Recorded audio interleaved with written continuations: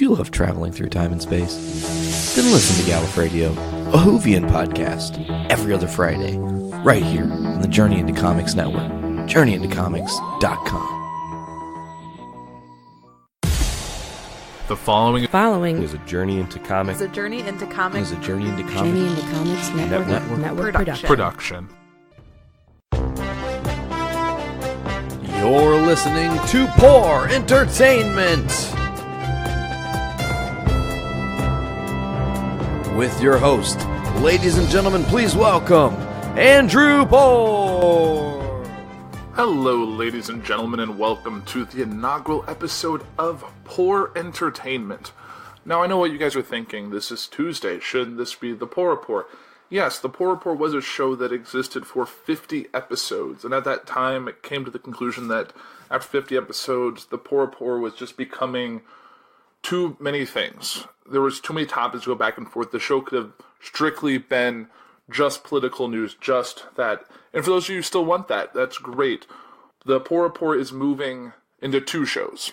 Two bi-weekly shows covering different topics. This week is Puhr Entertainment, which is going to be covering all things that entertain you. Entertainment, news, TV, movies, books, all of that kind of stuff, music, everything that just kind of the good things in life. And then Puhr News, which is the other side of that, which is the other spin-off of the Puhr Report, which will cover the political news that affects the world as a whole, international news that relates to us as Americans, that sort of thing. So, for those of you who are like, hey, what's going on? That's what's going on. So this week will be Puhr Entertainment. Got a lot of news I want to talk about there. And then next week will be the first episode of Puhr News, which will be very similar to the Puhr Report. It'll be more focused, it'll be more streamlined, there'll be more talking points. And then doing it this way will give me a little chance to breathe. So I don't there was big entertainment news this week, but there's also big political news. I don't have to split focus. So this will give us a chance for some stories to develop. So it won't be as late breaking as you're used to, unless there's something late breaking the day before I record that particular episode of Puhr Entertainment or Puhr News. But yeah, that's just kind of where the direction is going. So I hope you enjoy. This is a little experiment. It's not very often the show gets to 50 episodes and then just cuts it off and then starts two new ones, even though they're both spin-offs or both continuations of kind of what the show was before. Because on the Puhr Report, I did talk about entertainment news and political news, presidential news, government, all of that. So I'm definitely glad that you guys are sticking around. If you're listening to this, then you're already well ahead of the game. And it's still kind of developing as it goes. It's kind of one of those things you have to run before you can walk. So yes, there's not really a new intro this week. And yes, there wasn't really a bumper before Journey into Comics. You got to listen to the bumper for Gallif Radio, which is starting on Friday. So stay tuned for that. And then, like always, the other shows I'm involved with, Foodies Watching Movies, which is on the break till the fall, late fall, I think. And then Adulting and Easy, which I do with my fiance Liz, which I'll be back with tomorrow. So definitely something to stick around to. So definitely getting still plenty of me. It's still Tuesdays are still with me for those of you on the Journey into Comics Network. So, but with that, I'm going to jump right into the news for this week. And there's a lot of stuff to talk about. And I'm going to kind of break this up into a little more focus. Like, I'm going to jump in with TV, and there's some movie news, there's some music news, there's award show-related news. So there's a bunch to talk about, but I'm going to jump right into everyone's favorite speedster. So, The Flash is Grant Gustin. Grant Gustin is the main character who plays Barry Allen, or The Flash, on CW's The Flash. So he actually got called out by body shamers after a superhero suit photo leak. So this is from Entertainment Tonight online. And he called out the body shamer. So this week, a photo of the Flash star in costume was leaked online. And while fans are eager for the upcoming 5th season, they didn't seem to be pleased with the actor's appearance. Gustin began to receive negative comments about his slim figure and how thin he looked. The 28-year-old actor, however, didn't let the criticism get to him, taking to Instagram on Wednesday to call out the haters in a lengthy post. Here's his quote. "There's a terrible photo that I was unaware was being taken, much less being posted. Some things need work, and they'll be worked on. We'll get there," he wrote, addressing the leaked pic in costume. "As far as the body shaming, that's what pisses me off. Not even just for my sake. I've had 20-plus years of kids and adults telling me or my parents I was too thin. I've had my own journey of accepting it, but there's a double standard where it's okay to talk shit about a dude's body. I do my best to stay in shape and to add as much size as I can throughout these seasons. I'm naturally thin, and my appetite is greatly affected by stress." Gustin added that gaining weight is a challenge for him and that thinner guys shouldn't be shamed for their appearance. He also added that he loves the suit that they designed for him and can't wait for fans to see the final product. There's a longer Instagram post for those of you who follow Grant Gustin on Instagram. It is Grant Gust. Gustin isn't the first male celebrity to get criticized about his appearance. Last year, people began to comment that Chris Pratt was starting to look skeletal after having lost, quote, too much weight. The Jurassic World actor, who would share his snack of the day on social media, took on Chambers by calling them out in a funny message. So many people have said I look too thin in my recent episode of What's My Snack? Hashtag. Some people have gone as far to say I look skeletal, Pratt wrote in the caption. Well, just because I am a male doesn't mean I'm impervious to your whispers. Body shaming hurts. So yeah, definitely it's not okay. It's not male or female. There seems to be people getting criticized. Like, I'm sure if Pratt would still look the way he did on Parks and Recreation, people would criticize him that he's too heavy or overweight to play a superhero. So you can't have both these. Yeah, Grant is never going to be as bulky as Ben Affleck's Batman. That's just, they're two different people. And the Flash is always going to be a thinner hero. He's lean. He's a speedster. He's not, doesn't have to be bulky. He's not a, well, I guess you could say the same thing while someone, but it's a whole other thing. Like, Stephen Amell has to be bulky. He's firing arrows. He's running. He's doing all that. Like, the Flash is he's a metahuman. He has that speed force in him. Doesn't need to be this big, bulky, 200 pounds, all pure muscle running around. It just wouldn't work. So, it's just a little ridiculous. That's something that's always disheartening, that people who try and stay in shape or try and look okay can call it just, it's not a gender bias issue, since we're all affected. And people just need to be overcritical. Just wait until the show happens. I'm sure it'll look a lot different. I mean, I saw a picture that looks like it's no longer going to be kind of a cowl. It looks like it's going to be more of a helmet that the Flash is going to have. There's no chin guard, so that'll be interesting to see in the final product. But I'm definitely excited for Season 5, which I think is in about 2 months from now. I think it's like October 13th, thereabout. I'm curious to what date, so I know they shipped things around. Supergirl's on Sunday, and everything else is going to kind of follow after it, but I'm definitely looking forward to it, and Grant's a great actor, so yeah, definitely stay tuned for that. And staying with CW news, there's a couple other things I want to talk about, and one involves the actress who was cast to play Batwoman in the new CW crossover this season, as well as possibly getting her own spin-off on CW, and that is Ruby Rose. And she actually exited Twitter after the casting backlash, as fans calling her the wrong lesbian for the role ridiculous. The hashtag recast Batwoman began circulating after the Orange is the New Black breakout was cast in the CW's upcoming superhero series. The CW announced August 7th that Ruby Rose, the Australian actress best known for a breakout role in Orange is the New Black, would be leading its upcoming Batwoman television series in the title role, but not every fan of the comic book superhero was thrilled with the casting announcements. Angry Batwoman fans took to social media in the days following Rose's hiring to slam the decision by using the hashtag recastBatwoman.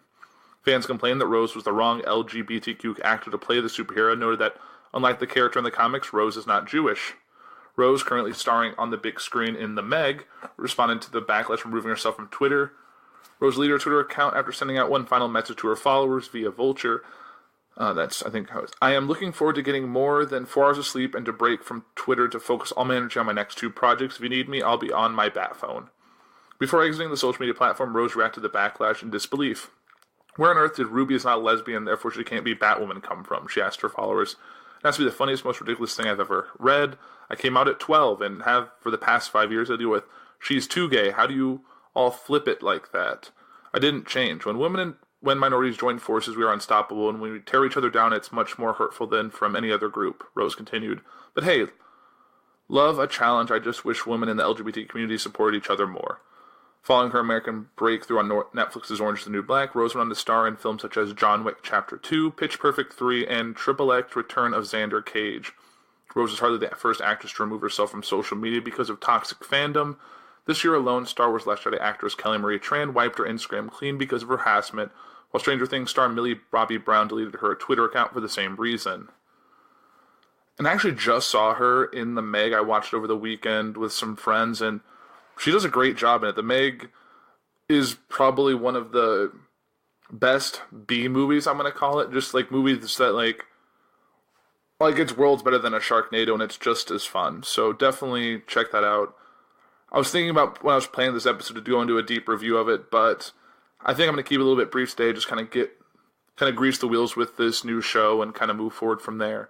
And I guess staying within the CW verse, because kind of go to a more positive spin, and that involves The Chilling Adventures of Sabrina. So this is from the CW versus kind of a semi-spinoff of Riverdale by the same showrunner. And it's coming to Netflix this October, starring Kiernan Shipka, which a lot of you will know was played the daughter of Don Draper from Mad Men. So the Sabrina the Teenage Witch is back, but this is not the Melissa Joan Hart version from your childhood. Netflix has debuted the first look photos from its upcoming series. This series was a darker spin on the Sabrina comic book and comes from Riverdale showrunner Robert Tuaguirre-Sacasa. The Chilling Adventures of Sabrina follows the titular half-human, half-witch as she battles the forces of evil threatening her world, all while deciding whether she wants the life of a witch or the life of a human. The supporting cast includes Miranda Otto, Lucy Davis, Ross Lynch, Michelle Gomez, and Chance Perdomo. The series marks Shipka's first regular television show role since starring as Sally Draper on Mad Men. And very interesting pictures. I'll have to throw them up on our Twitter. The show is being split a little bit, or my socials. So Facebook has been changed. It's going to be for the Puhr News, which will obviously air next week. And then my Twitter is going to be exclusively doing Puhr Entertainment. So I'll be sharing pictures and articles and stuff on that. Just keep them two separate just so I don't have so many sets of socials I have to deal with for all the shows I'm a part of. But you can see the pictures, blonde hair, red robe, and there's also kind of creepy pictures with a lot of them in black, and there's a satanic figure, and she's kneeled down in white. It looks very interesting and definitely a lot darker than the family sitcom with Melissa Joan Hart and the talking cat and all that. But I'm definitely going to check that out on Netflix. I never really got into Riverdale. I didn't really start watching it. I may have to give it a try because the CW shows definitely have some interesting content. And with a returning character that we're all kind of surprised by. Yes, we've seen that we're now getting a Batwoman. Yes, there's now a new Sabrina the Teenage Witch show, even though it's The Chilling Adventures of Sabrina. It involves a classic character that a lot of people in the world of nerddom or geekdom, or however you want to define it, and that involves Patrick Stewart returning to Star Trek. So if you're a Star Trek lover, you can't have missed the news that has the fandom wired. Patrick Stewart returned to the Trek universe as Jean-Luc Picard and will be starring in his own series for CBS All Access. CBS All Access, as you know, is CBS's direct-to-consumer product online that kind of kicked off with their flagship show, Star Trek Discovery. So, and as you know, of course, Picard's one of the most iconic characters from the franchise's half-century of history, but we haven't seen him for a long while. In fact, the last time Stewart played the part was back in 2002's underwhelming Star Trek Nemesis. So whether the actor decided to come back as the character that he brought to life in Star Trek The Next Generation in 1987, which is before a lot of us were born, has the British thespian just sitting by the phone waiting for the call, actually quite the opposite. The announcement of Stewart's return was made by the actor himself in an appearance at the Star Trek convention in Las Vegas over the weekend. Before he dropped the big news, he explained why he stayed away from the franchise for so long after recounting a story about the time he lost a job because he was typecast. Stewart spoke of how he made a promise to himself to never play Picard again, but that changed when he received an interesting email. I was determined that was the past, it was over, and it would be a voyage I would never undertake again. I made a particular point of stressing that until earlier this year when an email arrived and there was an offer. Interesting and charming, but one that I knew I would have to turn down. Stewart paused for a laugh from the crowd and then went on to explain what changed to make him want to do the project. It seems it was a mix of the exciting plans the showrunners have in store and the actor rediscovering what he loves about the franchise that helped him decide to hop on board. He went on to say, well, that's how I felt. And I had a meeting, there was 5 of us in the room, I had spent 20 minutes explaining why with sadness I would have to say no, but something has happened, and it's not only the impact of the people I have been talking to and working with for the past almost 6 months now, but it's also because I have spent a lot of time recently watching The Next Generation. Gradually it became clearer and clearer to me the power and the success of that show. Picard's new show comes from the minds of all-round Star Trek architect Alex Kurtzman, Star Trek Discovery's James Duff, and Akiva Goldsman, acclaimed novelist and screenwriter Michael Chabon, and Kirsten Beyer, who's also in charge of maintaining continuity across all the multimedia franchise. He doesn't know what exactly they've got planned to remain under lock and key, but we'll keep you posted with more about Picard's exciting comeback as and when we hear it. And actually, I watched the YouTube clip of him talking at the convention, and it sounds like he kind of was a little vague on the detail, but said Jean-Luc Picard might no longer be captain, and he may be in a different place than we last saw him in Nemesis. So it looks like it'll definitely be an interesting continuation. I never really watched the Star Trek The Next Generation beyond some of the movies. I remember the movie that had Shatner back, so Might actually get me to dive back in or maybe watch a best of compilation of all of the Next Generation and press that. And it may incline some more people to get on CBS All Access. I haven't felt the desire yet, especially with DC's one coming in the fall and Marvel or Disney's one's coming later this next year, I believe. So definitely a lot going on. And the last bit of TV news I had was probably the first article I found while prepping the show. And that involves a song that a lot of you might remember from probably 10 or more years ago, maybe closer to 15. And that involves the song by the Plain White T's called Hey There Delilah. And it's actually being turned into a television series. Lively McCabe Entertainment and Primary Wave will shop what is being described as a scripted romantic dramedy to networks and studios this month. The Plain White T's #1 hit, Hey There Delilah, is being adapted into a scripted TV series. The Grammy and Tony-nominated band is teaming up with, like I said before, the Lively McCabe Entertainment and Primary Wave to develop a scripted romantic dramedy based on its chart-topping single about a long-distance relationship. Producers, including the band's frontman and songwriter Tom Higginson, as well as writer Jeremy Desmond, will be in LA pitching the potential series, described as a contemporary fairy tale that expands the story within the song to multiple networks and studios this month. The song, released in 2006, so about 12 years ago, tells the tale of a long-distance flirtation between a struggling singer-songwriter and a New York City University student. The songwriter pledges to write a song for the young woman on the night they meet, and they promise to change their lives in unexpected ways. So it'll be interesting, kind of how that goes. I remember really liking the song when it's been, but it's been a very long time. I guess there's actually more to the article. It's been more than a decade since Hey There Delilah was released, and people always ask me about it. A whole lot of people really connected with that song, and I'm very proud of that. I'm so excited to have an opportunity to give a new generation the chance to form their own connection with the song and fall in love with its story through this new project. Higginson came up with the concept for the TV foray alongside Desmond and Lively McCabe's Michael Barra. Desmond will pen the script. Primary Wave's Deb Klein is attached to produce. Hey There Delilah is a perfect example of an iconic story song that has introduced characters and a premise to a massive multi-generational audience and is begging to be expanded into a full-length story for contemporary television audiences. Yeah, that'll be interesting. I think it's basically like every other rom-com type show.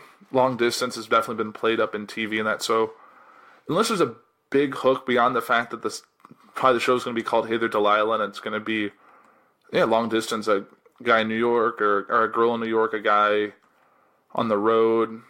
So, yeah, I'm definitely curious to see if it comes with anything. I know it doesn't mean it's a sure thing. They're just shopping it around, and it could end up being picked up by one of the streaming services. It could end up being picked up for a short run. It could get a pilot and have nothing more happen to it. TV is very fickle, and like I've read a lot of, it's like of all the pilots get made, like 5% or 10% get picked up. So it's definitely a long shot, but we'll kind of have to wait and see. And if it pops up again, I'm sure it'll make some headlines. And I guess that moves to some sad news, and that involves the Queen of Soul, Aretha Franklin. This is kind of moving into our short little bit of music news we had, and that is, well, I guess it's kind of, the last one was a little bit of music news too, music, TV. So Aretha Franklin is gravely ill, her family says. So Franklin, 76, was born in Memphis, Tennessee in 1942, the daughter of famous pastor and civil rights activist C.L. Franklin. When Lisa was just 2, she left Memphis for the New Bethel Baptist Church in Detroit, and Motor City legend was ready to be born. Franklin is the third most Grammy Awards for any female artist in history. In an interview last year, Franklin said she plans to retire after the release of her new album. I must tell you, I'm retiring this year, Franklin said. Franklin said she was exuberant about her new album and can't wait to get in the studio. She kind of goes on to say that she just wants to relax and be with her. I think her grandkids are going off to college, so she just wants to spend time doing that.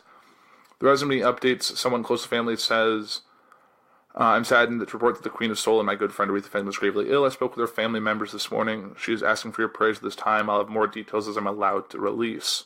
So it'll be interesting to see. Hopefully, she's able to turn around. I know she's getting up there in age, but she's still definitely younger for a lot of people that are out there now. So definitely hope she's able to pull through.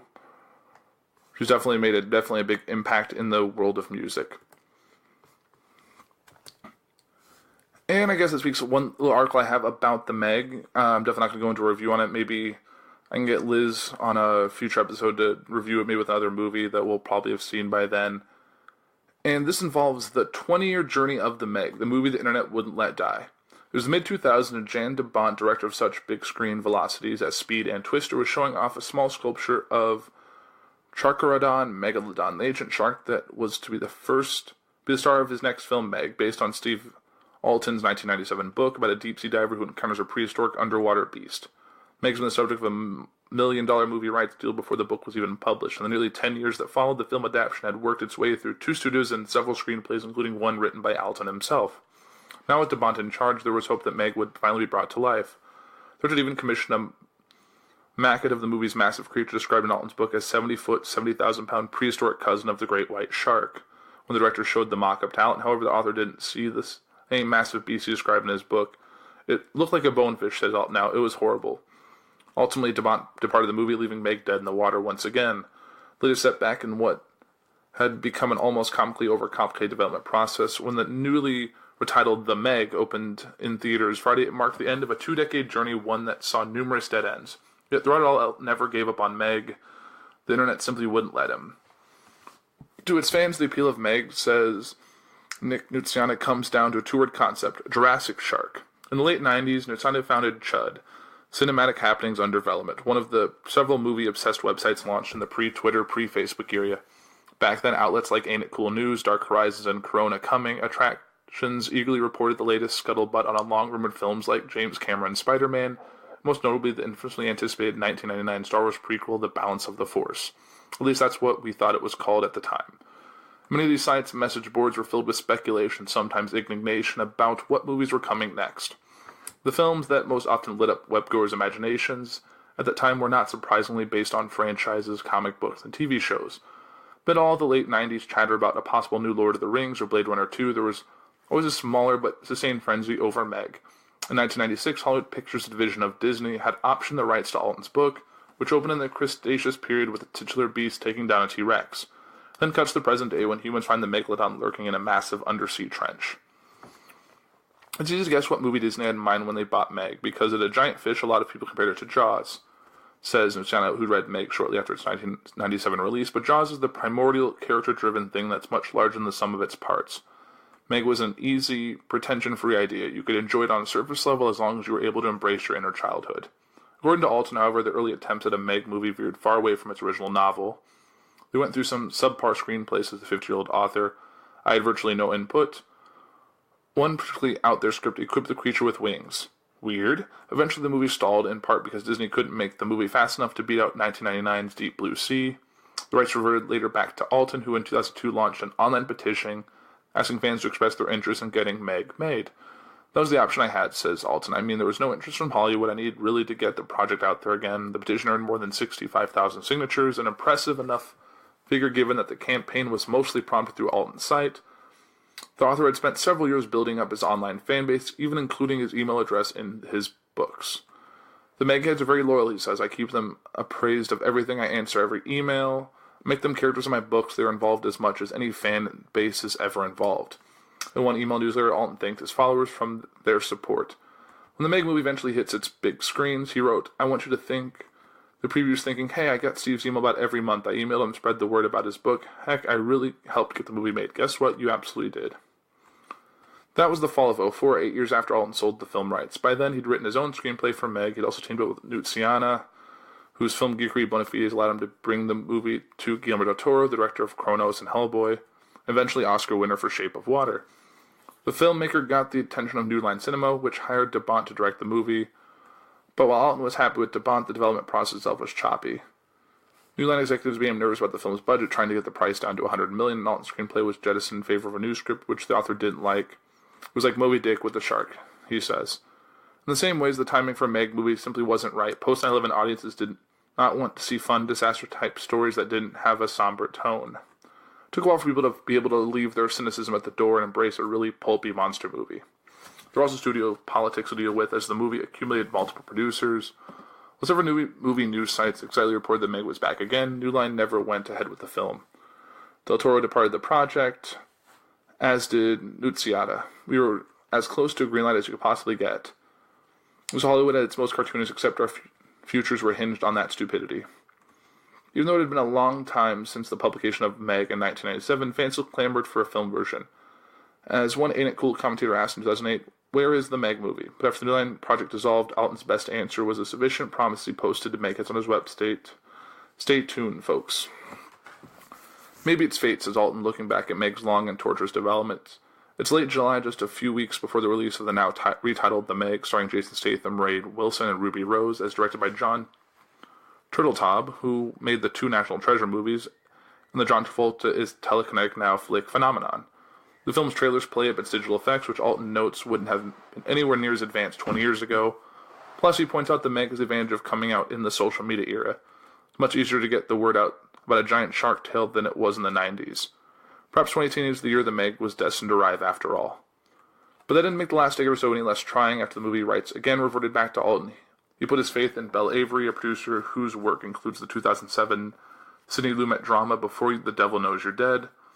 I trusted her to safeguard the project and make sure nobody does anything stupid. In the meantime, the author continued to write books and corresponds with fans, even holding contests to allow their names and likeness to be used in his novels.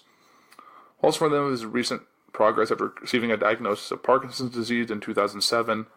Finally, 2 years ago, the trades confirmed that a Meg movie was finally happening, co-financed by Chinese company Gravity Falls. It took Belle 7 years and a lot of hard work, but she managed to get it done. The arrival of the Meg marks an end of one of the longest movie waits of the web era. There's still a handful of obsessed over films that have yet to be made, projects that have been scrutinized online for decades, like the long-rumored adaptation of H.P. Lovecraft's legendary tale At the Mountains of Madness. But so many of the films that have been clamored for in the 90s and early 2000s have already been realized. The Dark Tower, John Carter, Watchmen, a second Blade Runner. That makes the Meg, appropriate enough, one of the last of its species. A movie made in no small part because the fans wouldn't let it sink. There's no way to knowing how 2 decades of online anticipation will play out at the box office. Meg always felt like an underdog, and I think that's something that will help it. Its hardcore fans are powerful, and they're really connected with Steve. They became a security blanket. Which is partly why, to this day, Alton is still writing back to anyone who drops him a line. My philosophy is they've taken the time and expense to buy my book and read it and deserve a personal response. And I've stuck with that for 22 years. People give me a hard time and say, why are you still using AOL? Well, because that's the email address in all my books, and that it's the only one I've ever had. And as far as I know, I think the Meg has done really well in the box office and as well as the Chinese markets. And a little bit else of other movie news, moving back from the Meg into everyone's favorite spy, and that involves 007. And this is the article involving James Bond. Producers are reportedly leaning towards Idris Elba as the next 007. There are a lot of actors who could play 007 once Daniel Craig retires from the role he despises. Tom Hardy, Michael Fassbender, Tom Hiddleston, David Aiello, who actually voices the character in the audiobooks, I didn't know. Hell, even controversially mustached human man Henry Cavill thinks he has what it takes. There's only one actor who should be the next James Bond, and that's Idris Elba. This is actually an article from Esquire. There's been some back and forth on the subject of Elba and Bond. It began back in 2014 when emails released during the massive Sony hack revealed that then studio co-chair Amy Pascal told a colleague Idris should be the next Bond. And for the last 2 years, Elba was very strictly maintained that he's not going to play James Bond. In fact, he thinks the next Bond should be a woman. Now, news reports indicate that James Bond producers are starting to lean toward the idea of Elba taking on the role. Director Antoine Fuqua revealed that details of a conversion between Bond producer Barbara Broccoli, in which she said it is time for a non-white actor to take on that iconic role. Fuqua discussed who might be the next running with Broccoli, who's certain the progress will happen eventually, with Idris Elba reported frontrunner for the role. It's not much, but it's a good sign that Bond producers are at least leaning to the right direction. Which though is that when it comes to the topic of Bond, Elba's response is often that no one is really considering him for the role. This really changes things. Nothing but respect for James Bond. And I guess the biggest news out of kind of the entertainment world, and that involves some Oscar changes. The Academy Awards announced last week that they're going to make some changes. So, alarmed by plunging television ratings for the Academy Awards, the organization behind the Oscars said on Wednesday it would add a category for blockbuster films and shorten the telecast by giving out some statuettes during commercial breaks. Yet adding a category for outstanding achievement in popular film, as John Bailey, the president of the Academy of Motion Picture Arts and Sciences, put in a letter to members, could create new problems for the beleaguered organization. What if a movie many seem as a legitimate Best Picture contender, the worldwide smash Black Panther, for instance, receives a nomination for the populist Oscar, but not for the best overall picture? Does that mean Black Panther and films like it are second-class citizens?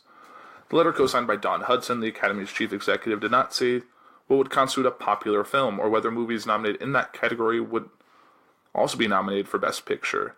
Academy spokesman later clarified that they could. The category will make its debut at the next Oscar ceremony, which will take place on February 24th and televised on ABC. Eligibility requirements and other key details will be forthcoming, the letter said. Academy did not respond to a request to interview Ms. Hudson or Mr. Bailey, who was re-elected to a second one-year term as president at a board meeting on Tuesday night.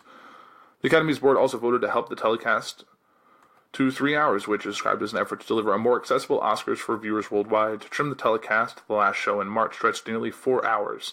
The Academy said it would present select categories during commercial breaks, with the winning moments edited and aired later during the broadcast. They did not say which categories could be edged aside. The most likely were the 3 Oscars been in for short films. Producers hired to shape the annual telecast have long pressed the Academy to reduce the number of awards presented on air. There are now 25, but Academy traditionalists, some of whom have left the board in recent years, always push back. The third change will not take place until 2020, the Academy said. The test will be held earlier in the year in an attempt to speed up Hollywood's award season, which in recent years has stretched to 4 solid months of ceremonies. By the time the Oscars roll around, there is a little suspense about who will win what, and the honors themselves have a catatonic look, having been trotted from one awards podium to the next. The change days may force other telecasts, including the Grammy Awards, to recalibrate their own position on the calendar. The addition of a category for blockbusters was immediately assailed by some prominent film critics. Manola Dargis of New York Times called the changes stupid, insulting, and pathetically desperate. While some responses were favorable, the Academy also drew wide mockery, with the social media universe suggesting other categories that might draw more viewers, like Hottest On-Screen Kiss or Best Stunts. Whether its remedies are the correct ones or not, the Academy had to take some kind of action. The Oscars are increasingly out of touch. A record low of 26.5 million people watched this year's telecast, a nearly 20% drop from a year earlier. As recently as 4 years ago, the Academy Award had an audience of 43.7 million viewers. We've heard from many of you about improvements needed to keep the Oscars and our Academy relevant in a changing world. The Board of Governors took the change seriously. The Oscar telecast is a big business, generating 83% of Academy's $148 million in annual revenue. ABC controls broadcast rights for the show until 2028 at a cost of roughly $75 million a year. ABC was seeking as much as $2.8 million per 30-second commercial for the most recent telecast. Nosedive ratings threaten all that income, not to mention eroding the position of the Oscars in comparison to the more freewheeling Golden Globe Awards. A few more years of declines in the Globes will be the higher-rated show. Reasons for the Oscars' decline abound. The general fragmentation of the media landscape is one, but the central complaints have been about the telecast's marathon length and increasing tendency to honor niche films that the majority of American moviegoers have not seen. Last year's Best Picture winner, The Shape of Water, had sold about 60 million tickets at the time after playing in theaters for 14 weeks. Black Panther, by comparison, took in $102 million over the first 3 days in North American theaters alone. In 2009, the Academy tried to make room for more widely seen films by doubling the number of potential nominees for the Best Picture award to 10 from 5. The shift occurred after The Dark Knight, a critically acclaimed superhero film, was shut out of the Best Picture category, despite receiving nominations in 8 others and winning in 2. But allowing more Best Picture nominations did little to solve the problem, but for the most part, moviedom's elite continues to bypass films with large audiences and simply put forward additional niche ones. One rumpus after another has roiled the Academy in recent years after black actors in films that focus on black characters were overlooked for Oscar nominations in 2015 and 2016. The hashtag #OscarsSoWhite social media outcry was so fierce, the Academy raced membership changes into effect. There's been progress, but still mostly white and male. The 2017 Oscar had the humiliation of naming the wrong movie La La Land as the Best Picture winner before the error was corrected from the stage and Moonlight was given the trophy. More recently, the Academy struggled to contend with the hashtag #MeToo movement. The organization has put behavioral guidelines in place for members, only to have Mr. Bailey become the policy's first test. A woman accused him of inappropriate touching during a van ride on a movie set. The Academy said in March that it had conducted an investigation concluded the claim had no merit.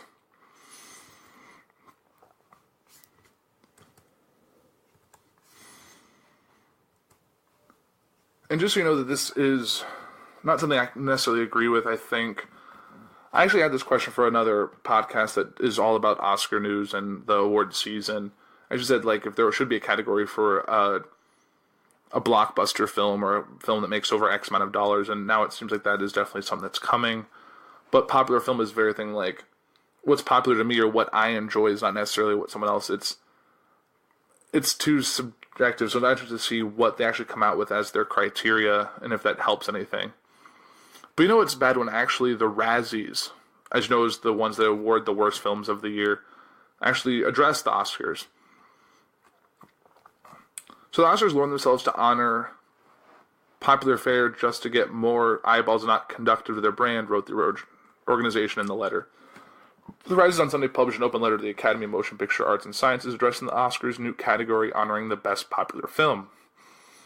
The Razzies don't always get it right. We get called on it. We usually ignore it because, well, who takes the Razzies seriously? Because the letter from the organization, which recognizes the worst movies and performances of the year, the day before the Academy Awards, but seriously, we're not the Oscars. The Oscars are not the lowbrow 497 statues that remind otherwise good talent they done bad or the talent free they done made too much money.